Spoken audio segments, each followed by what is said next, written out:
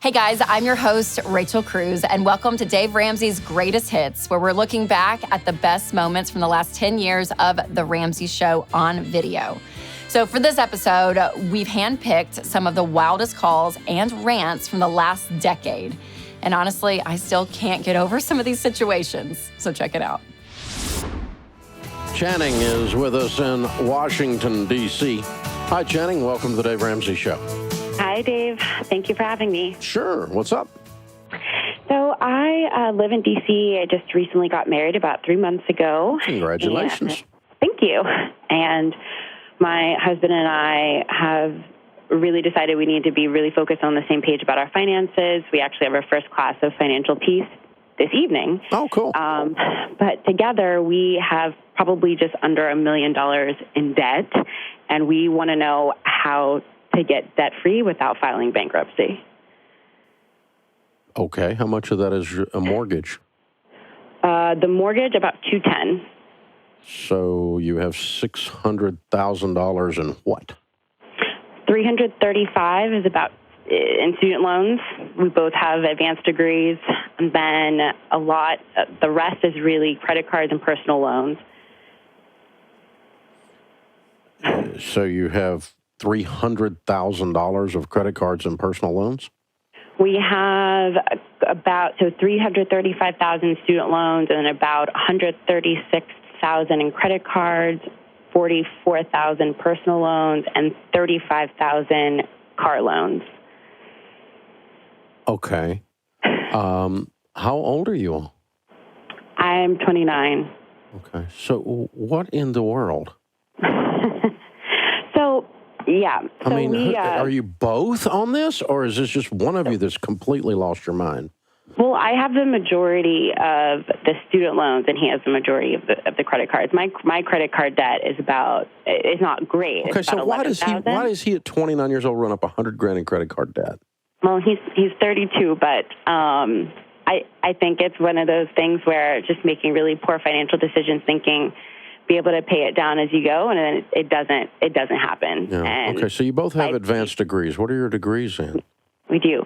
So I have a degree, both of our advanced degrees. No, he has an MBA, and I have an advanced degree in policy. I work in the government, and we actually both do now at this point, actually. Okay, so your household income is what?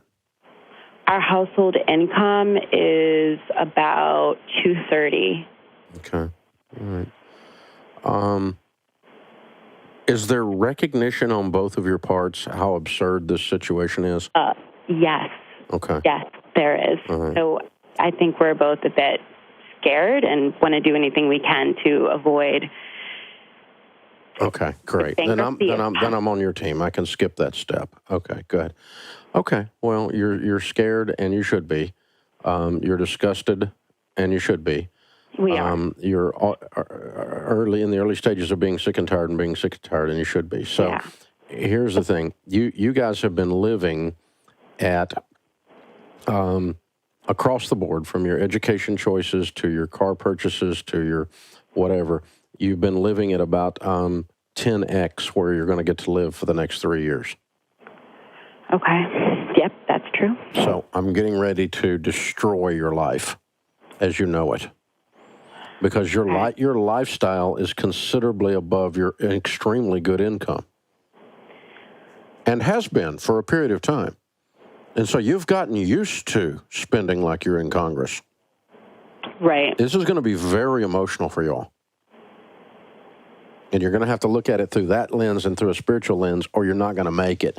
You're going to have to not care what anyone thinks, including each other, because you're not going to spend any money on anything ever for the next 3 years. Like, you've been spending, let's pretend you're making $210, and I know you just got married, but let's pretend you'd been doing this as a couple as you went along. You've been making $210, spending $310. I'm getting ready to put you on $30. Okay. You're not going to see the inside of a restaurant unless it's your extra job, where you're waiting on some of the people you work with during the day. Okay. This is how humbling this is going to be. Quite. It's going to crush a lot of crap in your soul that caused you to do this. So the bad news is it's going to be really rough The good news is it's going to be great for you guys relationally, spiritually, and financially. But you're not going to make the financial unless you make the relational and the spiritual move, because I know you guys because I was you guys. This is exactly what I did. It's exactly what I did in my 20s. I bought and purchased a lifestyle that was 5 to 10x what I had. Yeah. And it was all because of crap inside of me that caused me to do that. Right. And all of that has to be destroyed to fix it. Absolutely. Is this making any sense, or is this too brutal? No, it's making a lot of sense, and it's brutal. I'm warning you what's coming, okay? This is not a math problem. The math problem is the symptom. The problem is what's going on inside of you guys. So the great news is you're very smart people.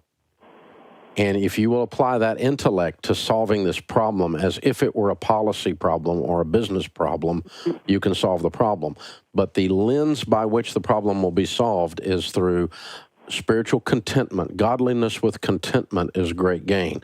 Translation, you're going to pull up at a stoplight driving a piece of crap car next to people that have an income a fourth of yours with a nicer car than yours. Right. And you're not going to care. That's going to be the cool part. Okay. You're going to reach the point you don't care what other people think. And that might be a fur journey for you or him. I don't know which one it is, but some of you guys you've been purchasing a lot of stuff for a lot of reasons that are going to change. Yep. They have to. Yeah, they have to, because you're on a suicide mission right now. Oh.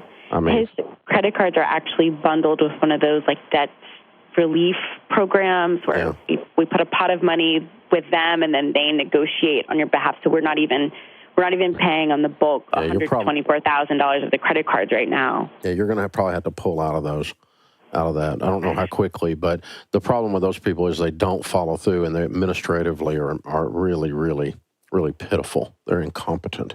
And so you're going to find the concept of what they pitched you is not completely bad, but you're going to find their follow through it will make your bones chill.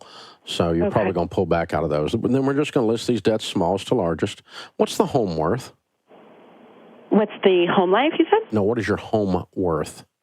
Oh, my home worth. Oh, I think that, let's see, according to Zillow, the home is worth about $300,000. Okay, so you have a little bit of equity there, but not enough. Not enough to save you. So I always sell the home as the last resort unless it's the problem, and it's not the problem here. Okay. Ratio-wise, it's nothing compared to this other stuff. I mean, you have $330,000 in student loan debt, $200,000 on your house. Right. It's not the problem, and the credit cards are almost as much as a stinking house. So it's not the problem. So I don't think we got to sell it. You probably may need to sell a car. Not going to rush to do that. The big thing is just this shock to the system of your all's lifestyle, where you go from really living what we call in Tennessee high on the hog to you're going to be living beans and rice and beans. Your friends are going to think you've lost your mind, and your mother's going to think you need counseling. Yeah, and we live with my parents now. After we got married, they offered us to stay with them to help us, with transitioning to new life, which has definitely been helpful. Renting out the who's condo. Living in your house? So I put my condo up for rent when I got engaged because I knew I wanted to save money for the wedding before we got married. So I had a renter in there the last year, actually looking for another renter. Her lease ends in a month. Oh, well, just sell it then. I thought you lived in it. No, we don't live in it. Oh, just sell it and put the $90,000 on your debt snowball. Yeah. Okay. Yeah, you don't need it. You're not going to move in it. You don't need to own it. No, we're never going to live in it. It was one of those. Yeah. That was my first baby. That's okay. So now okay. Yeah, it's gone. It's gone though. You need the $90,000 to get a jump start on the rest of this. So that just got rid of a third of your deal. Okay. Right. So we're getting started. Jake's with us. Hi, Jake. How are you? Hi, Dave. I'm doing great. How about you? Better than I deserve. What's up? So I am 16. I'm going on 17 in about 2 weeks now. And I live with my mother. She is a very traditional mother, as in the fact that she hasn't really adapted to how everything's going on the internet these days, if you know what I'm explaining. she's very old-fashioned and doesn't kind of get a grasp on what's going on. Okay, I'm having trouble hearing you. You're not speaking directly into your phone. Can you hear me better, Dave? Yes, sir. Thank you. Your mother is a traditional mother, and what's your question? So I make around 50 to 70 to 80K a month doing e-commerce. Wait a minute. You're making $50,000 a month at 16 years old? Yes, sir. Are you telling me the truth? Yes, sir. I do e-commerce, so I run drop shipping websites through Shopify. I do eBay or Amazon to eBay arbitrage, and just a bunch of like various side hustles, and usually go through the internet. And my question is, she has no idea I'm doing this and I have all my profits stored in a PayPal account because she is joint on my bank account. And I would love to tell her, but like I said, with her being so traditional, I already know that she will be very, very skeptical of what I'm doing. And I'm fearing that she's going to make me put an end to it just because she's already told me, because I've expressed my passion of wanting to be an entrepreneur, and she's traditional in the way that... How much is in your PayPal account? I got a little bit over $300,000. So you've been doing this for 4 or 5 months, 6 months? No, it's been about 8 months. The first few months were slow, and then it picked up rather fast. Where's your father? He's divorced. He's in a different state. Not in your life? I mean, we talk, but I wouldn't say he's, a father figure. He's more kind of like... Are you in a good church? A friend, I guess. Are you in a good church? Yes, sir. How do you feel about your pastor? Very, very close. Have you talked to him about this? I have not, no. Okay. I honestly, I haven't told anybody. I haven't even told any of my friends. Well, I wouldn't tell your friends. That'd be very unwise. No, of course. That'd be very unwise. Okay. So, absolutely nobody knows. How large is the church that you go to? Probably about 30 people. Okay, very small. Okay. Yes, sir. All right. Well, here's kind of what's going on in my head. Okay. If you have the ability to make $50,000 a month, you know, as soon as you're 18 years old, you can go do whatever you want to do, right? Right. And that's just about a year away. Yeah. Oh, yes. Okay. So, if you were my son and you were doing this, and you told me you don't want to go to college and you want to move out and be an entrepreneur, I would say, have at it, dude. You're making $50,000 a month. My God. I'm not saying, I don't know if you can do that for the rest of your life. You may have just caught a wave right here. And, you know, as you know, things on the internet change rapidly. Yes. And you could, I don't know what all you're doing here. I've never heard of anybody doing the volume you're doing the things you described. But so I run 3 different websites, and they sell different merchandise. I know what you're doing. I just never heard anybody pull this off at the volume you're pulling it off. So I'm not questioning your integrity. I'm believing you, but I'm just saying you're doing something pretty unusual, and so I don't know how sustainable it is long term. And so I would tell you, number one, I would pull out at 18 and go start and keep doing this and just build your own thing out and have a blast and go make some money while you can. I would not say you're going to do this 20 years because you're not. It's not going to exist in 20 years. There's too much change on the way business is done on the internet. You know, you might have a 2-year window, you might have a 5-year window. I don't know. And so I would commit to myself, if I were you, that when the thing does turn down, I might want to seek out an education at that point to give me knowledge to do other things. And it'd be great to have some business acumen from a business degree if you're sitting on a couple $1 million, you know? So knowledge is valuable. Going to college is valuable. Do you have to do that to make a living? Well, crud, no, dude. I mean, you're killing it, you know? So go pile up as much money as you can. So that's part of our thing. I'm really uncomfortable participating in you deceiving your mother. And so my fear is we have such a close relationship. Yeah, and I think deception is never a good rule. Right. And I don't want to hide it from her. I just can't. no, that's not find a true. way You have hidden it from her, so you wanted to. Okay. So you feel bad about it, but you've got your reasons for hiding it are bigger than your reasons for disclosure right now. And so what I'm thinking, what I'm trying to get in my head is I would love for you to search out someone that is trusted by you spiritually and with business acumen, and that is trusted by her that could mediate this discussion with the two of you. Okay. Could participate with you sitting down and going, okay, Mom, our friend George is here. He understands business and the internet, and he understands spiritual things and values, and he cares about both you and me. And I wanted him to be present because I want to tell you some things that have been going on. I have $400,000, $300,000. This is the stuff I've been doing on the internet. I'm very good at it. I'm a child prodigy. You know, you are. And but I think you just sitting down with your mom is not going to go well. Okay. And so I'm trying to pull in that right person that could kind of be a mentor to you and give you a little buffer, but it's got to be someone she trusts, because if you bring in some character that she thinks is a character, she's going to think they influenced you. Mm-hmm. And so, yeah, I want you to develop some kind of a strategy or a plan like that that allows you to not deceive your mom anymore. Okay. And it may take you a month. That's the last thing I want to do. Yeah, it may take you a month to put it together, and that's okay. And I'm okay with you leaving your money in your PayPal account and do whatever you want to do. That's all fine. There's no danger with any of that. And I'm okay with you continuing to do all of this.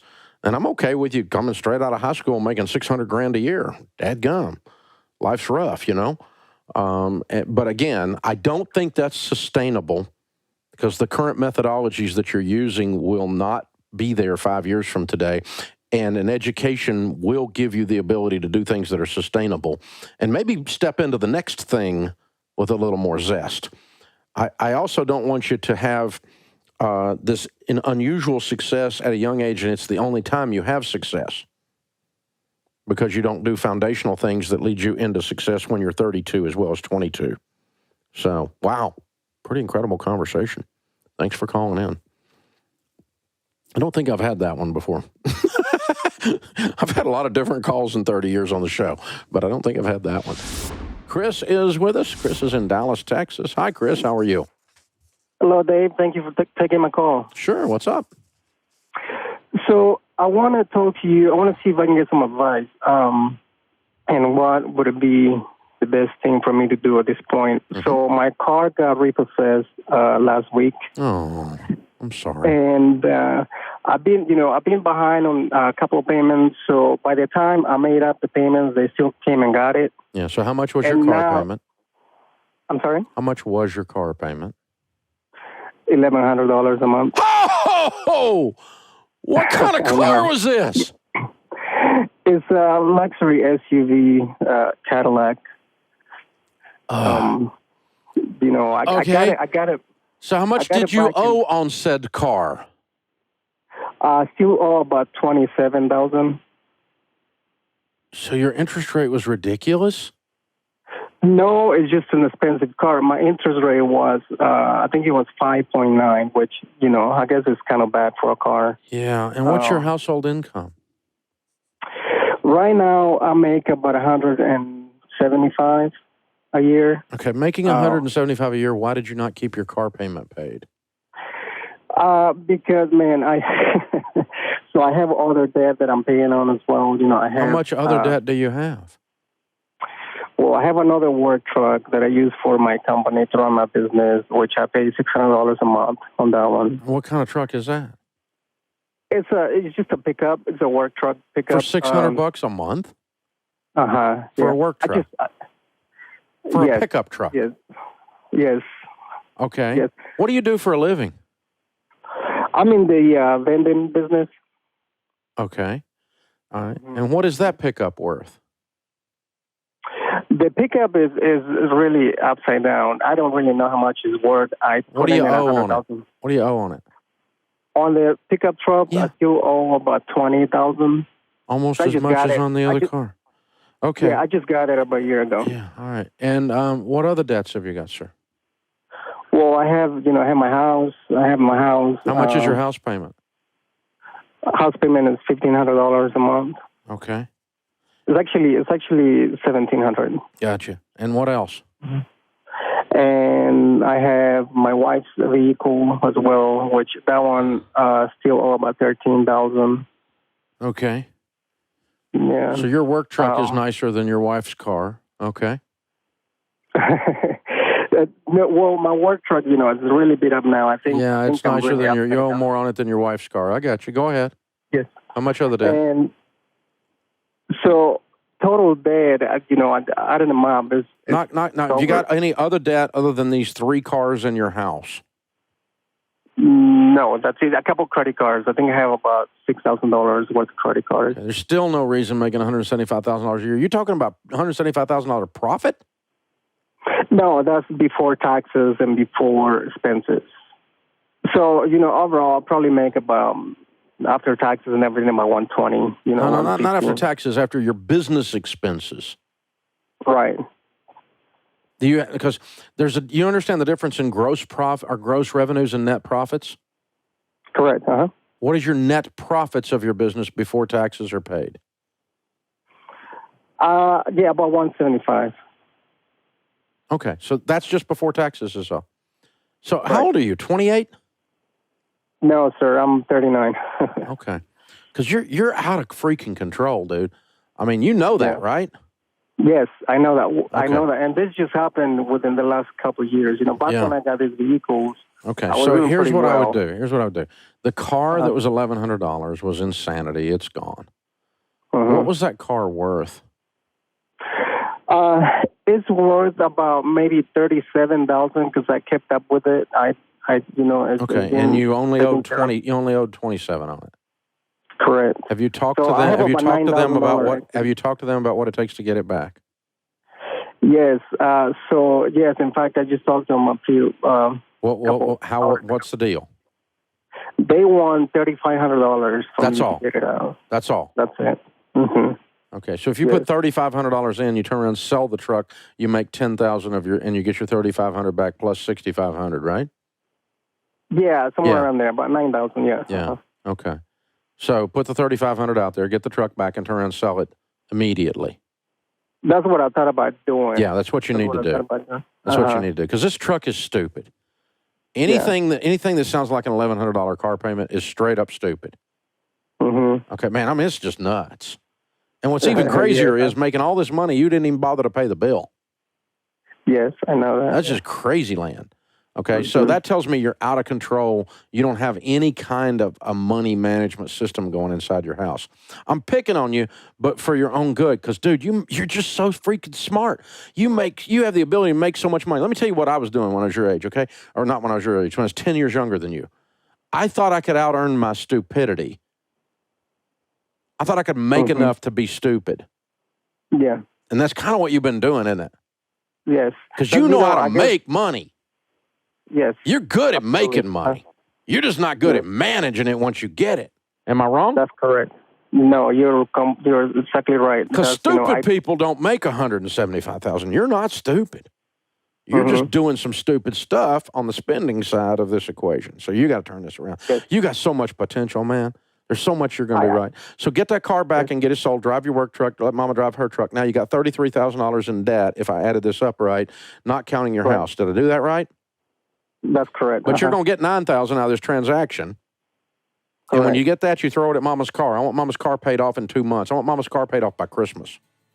Correct. The money you make on the repo that you buy back and flip, plus any other money you squeeze out of your $175 income, Mama's car is debt-free by Christmas. Does that sound cool? Then we're going to pay that work truck off in just the next few months. And then you're going to start piling up some cash.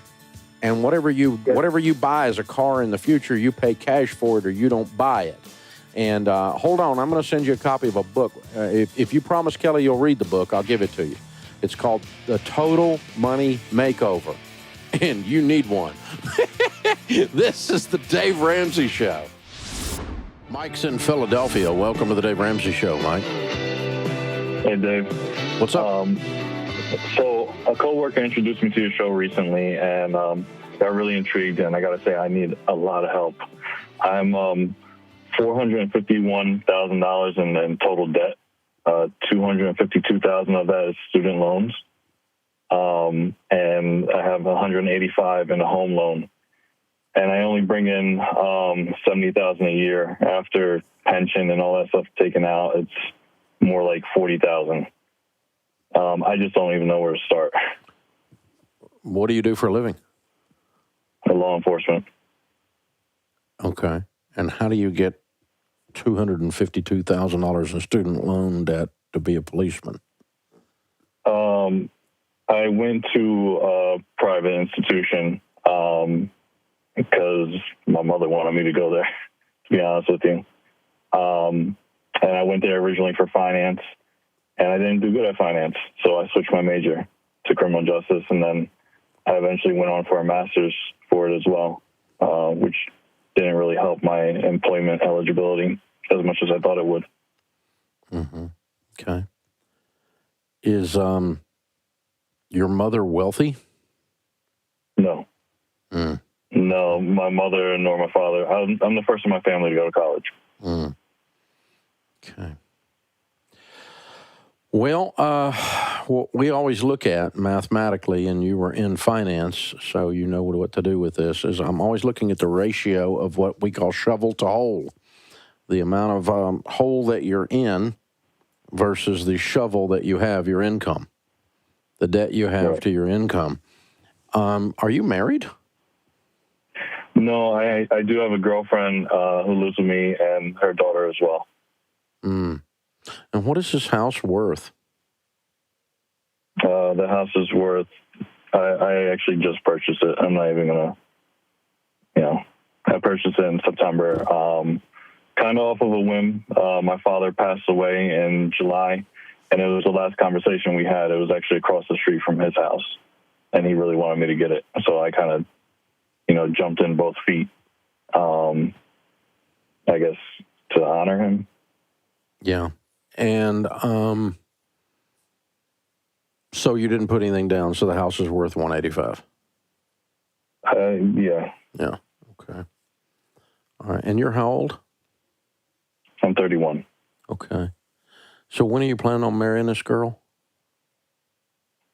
She's currently in school to finish up for nurse practitioner school. So I would say maybe sometime after that.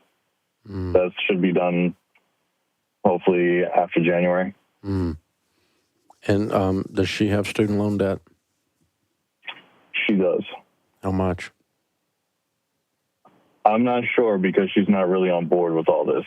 She can't. I've tried to bring this up to her when listening to your show recently, and her thing is I'm too busy with school and don't want to worry about that right now. Yeah. Well, I think you're the voice of experience that says it's a good idea to worry about it. Otherwise, you end up a creek, which is where you are right now, and your paddle is real small. Okay. Well, let's look at this a couple ways. How old are you, 28? I'm 31. 31, okay. Yes. You and I haven't been friends long enough for me to be as blunt as I'm about to be, but I'm going to tell you anyway, okay? I'm going to risk our friendship and just tell you the truth, okay? No you told me in a 5-minute conversation of 2 really stupid financial decisions you made from the influence of your mother and your father. Right. You bought things you couldn't afford with money you didn't have, both because of influence of those 2. At 31 years old, you were going to have to decide to love your parents but no longer be influenced to do financial decisions based on their opinions. Obviously, your father, God rest his soul, has passed, but even your perceived opinion of what he would have thought. You cannot please these people anymore. They are breaking your butt. You make $70,000 a year and you're so far in debt you can't breathe, dude. Buying a house you can't afford and going to a school you shouldn't have gone to and paid twice or 3 times as much for an education that most of which you didn't even need to do the job you do. Am I wrong? Right. No. Okay. No, not at all. All right. And so, number 1, that influence has to stop. Number two, you can't afford this house as a single guy making $70,000 a year. You cannot afford a $185,000 house making $70,000 a year as a single guy. With $250,000. Well, my girlfriend's bringing in about 89. Yeah. Well, that doesn't count. You're not married. And if you're going to get married, you guys are going to have to get on the same page financially, because the number one cause of divorce in North America today is money fights and money problems. And she's not even willing to talk about money. So we're not willing to talk about marriage until we're willing to talk about money. Because you're going to get divorced as soon as you get married. That's what happens to most people. It is the number one cause of divorce. How long have you been on the force? 4 years. Okay.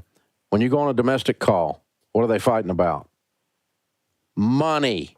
Usually money, yeah. Okay. Tell me I'm wrong, all right? This is what's happening. And it's a dangerous call for you, too, because people are crazy. Right. But, oh, Lord. So, yeah, you guys have got to sit down and go, we can't keep this house unless we're getting married, and we're not getting married unless we're going to get on the same page about the money. And we can't combine our incomes with people we're not married to. You can't go paying her debt. She can't go paying your debt. And this house isn't hers. It's yours. It's not in her name. It's in your name. So either let's just go ahead and get married and combine everything and attack these 2 student loan debts and try to keep the house, or let's just call it a day and get rid of the house, and then you guys figure out what you're going to do with your relationship and stuff later. Go rent something or whatever you're going to do, whatever you're doing before. But you know, so several big issues I've already hit on real hard. Number one, we can't afford a house. Number two, you guys, you need to be real careful about pursuing a long-term relationship until you can get on the same page about money. Number three, unless you're married, you can't afford this house. That I mentioned, you can't afford this house. And then lastly, we got to do everything we can to get your income up with side hustle, side gigs. And you can get all kinds of OT in the department, right? My department, not so much. Okay. I'd have to actually go I'd have to go outside of my department. Oh, okay. They allowed you to do side work, though. Yeah. Yeah, and it's good money. Right. Yeah, security is what, $40, $50 an hour, right? Particularly private security, yeah. And you need that money because you're broke. Right. So income up, out, go down, get real focused and real narrowed in your decision making so that you can clean this mess up. Because what you've got in front of you, this $252,000 student loan debt with a $70,000 income, is a mathematical nightmare. So we got to get your income up over 100. I'm going to guess and say you guys get married, and we're probably dealing with almost a $200,000 income at that point when the two of you are going, right? But I'm also going to guess she's got a big pile of student loans too, so I'm probably dealing with $400,000 of student loan debt at that point. So probably you still can't afford the house. You're probably still going to rent something cheap, and you're not going to have any life for a while because you both have made a big hole that you're in, and you can't get out of a hole while you're digging out the bottom. So this is going to be very tough for you, Mike. You got a lot of influences in your life that have all brought bad decisions. So those influences have to stop, and then you've got to undo some of these bad decisions or course correct, because 5 years from today, if you keep doing what you're doing, well, 5 years, but it's a lot sooner than 5 years from today, you're going to be bankrupt. You're heading straight at the wall with the accelerator on the floor. I'm not against somebody having a history degree. I'm not against somebody having a history degree. We need to know history. History is important. I like history. I would not say I'm a history buff, but there are sections of history I get really interested in and dive down into, and I think it's very valuable to know history. But if you're a father out there and you have an 18-year-old daughter right now and she's about to go $60,000 to get into debt to get a history degree, you need to replay that last call. You need to listen to what just unfolded. A lady came out of college with a history degree and $60,000 in student loan debt. She and her soon-to-be ex-husband ran up $50,000 in credit card debt, borrowed $10,000 on the car, and Daddy tried to help her and loaned her another $20,000. She's got $136,000 in debt and a $20,000 income. Did you hear that call, America? And you and I, as the taxpayers, guaranteed the loan that led her down this primrose path, and we call that a student loan. And we call that a help to our culture. I missed where the lady got helped. Oh, by the way, it's not bankruptable. It never goes away. It's a single mom trying to feed 3 kids, and half of her debt is for a history degree. And her answer to make more money and get a career is go back to school again. Somebody please smack me. Unbelievable. Do you hear the messaging in this? There's something broken, and I'll tell you what it is. It's called the student loan program, and it's called you parents. Here's an idea, parents. Parent. Look at your 18-year-old child and don't look at them like they have any sense. They walk around in adult bodies. They don't have any sense. They don't have any sense. They're going to go 60 and 80 and 120 and $140,000 in debt to get a history degree. And I'm not against history degrees. But for goodness sakes, if you're going to do that, pay for it. In cash. So you don't have this hanging around your neck for the rest of your life. So what's she going to do? She's going to have to retool and enter a different field in order to get her income up. Have the backbone, dads, moms, to look at your child and say no. That course that you're on, that career path that you are tracking, and the amount of debt you're going into, I'm not going to participate in that. I'm going to look at you and say, you are stupid. No. No, no, no. Love your child enough when they're 17 and 18 years old to assist them in choosing a reasonable career path with no debt. No, you can't go out of state. You don't borrow money to cross the state line. That's known as stupid. Stupid. You go to the University of Tennessee if you live in Tennessee. If you live in Alabama, you go to Auburn or you go to Alabama. If you graduate from one of those 3 schools, you got a good degree in whatever field you're in. To cross the state line and quadruple the cost of doing it and not have the money to pay cash for it is stupid. Stupid. What'd you pay? Well, I went deeply in debt. To do what? So I could go out of state. What? What? You went into debt to go out of state? You didn't go into debt for your education. You went into debt so you could live in a 1-bedroom apartment with a jacuzzi and a skylight and a racquetball court? And you called this your college experience? Somebody ought to smack you into next week. And it should have been your parents who loved you enough to stop you from doing it and not participate in this. This stuff drives me bananas because now I got this sweet little lady. Bless her little heart. She's just broken. She's trying to raise 3 kids on her own. She's got $20,000 a year. You understand that's below the poverty level. And she's got a history degree with $60,000 in credit card debt, or student loan debt, and $50,000 in credit card debt to go with it. And I'm going to go off for 2 hours on that one too.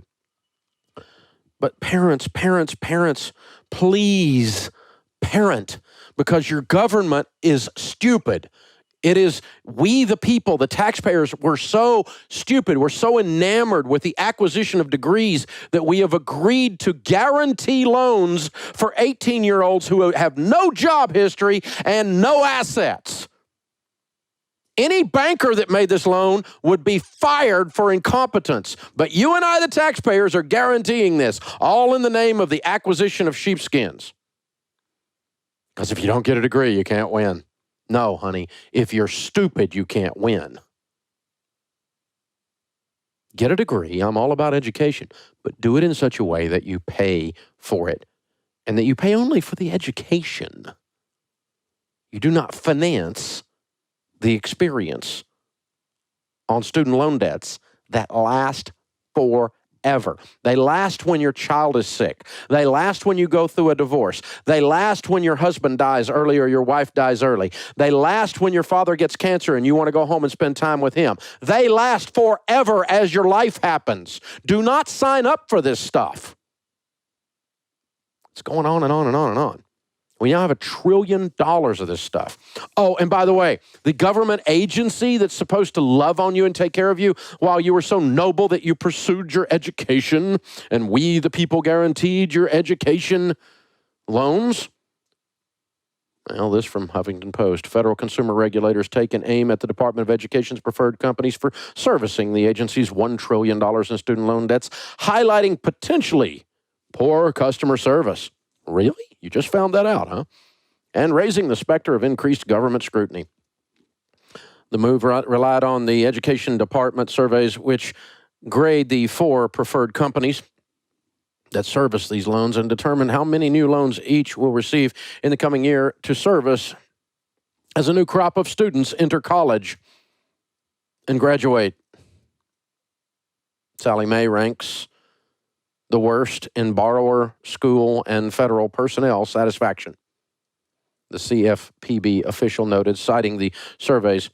Referring to the Education Department documents, said Sallie Mae will receive the fewest new loans to service in the upcoming school year. Borrowers stuck with Sallie Mae or any other servicer who wish to switch to another have little ability to do so. The apparent public shaming comes as Sallie Mae contends with numerous probes, including investigations by federal banking regulators and the Department of Justice over its handling of student loans and treatment of the borrowers. Despite Sallie Mae's track record, which Elizabeth Warren describes as a pattern of breaking the rules and ignoring its contractual obligations, the Education and Treasury Departments appear to have given little more than a slap on the wrist to the company. So we found out by doing a survey, the federal government discovered that Sallie Mae's incompetent. Where the flip have you people been? We've known that for decades. But she's servicing all these loans that never go away. Student loan lasts forever. No matter what bad things happen in your life, until you make enough money to pay it off. It's not bankruptable. It survives disability. It survives divorce. Well, it won't survive disability, but it'll take you 4 years to get it off. So just go ahead and get ready to deal with Sallie Mae and their incompetent people on that. So we're encouraging people to do stupid things to get an education. We the people. I had a student loan. I did it too. Almost everybody listening had a student loan. And so what am I saying? I'm saying this is a bad philosophy. And the only way to preempt it is to educate the moms and dads and encourage them to be good parents and to educate the 18s and 17 and 16-year-olds and encourage them to only pay for education, not for crossing state lines, unless you've got the cash to pay for it. And don't go somewhere to school and run up $200,000 in debt to get a history degree. You'll be what's known as screwed. This is the Dave Ramsey Show. Okay, you guys, if you liked what you heard today, there's a lot more to come. So make sure to watch our next episode all about wealth building.